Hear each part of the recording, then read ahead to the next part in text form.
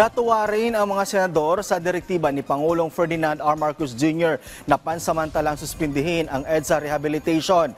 Para kay Senador J.V. Ejercito, sana'y unahin munang maging fully operational ang ilang mass transportation system na ginagawa pa lang sa ngayon. Ang kailangan umano ngayon ay ilatag ang mga release at hindi muna ang pagsasaayos ng mga kalsada.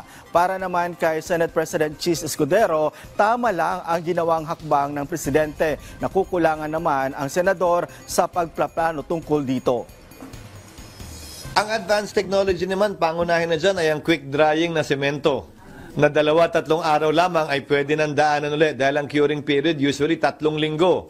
So bago mo magawa na naman yung kabilang bahagi, kailangan maghintay ng 3 linggo. Di ba nakita mo may mga harang-harang sa kalye, pero may mga makabagong teknolohiya mula sa Germany at sa iba pang bansa sa Europa na quick drying na, napakabilis ng gawin.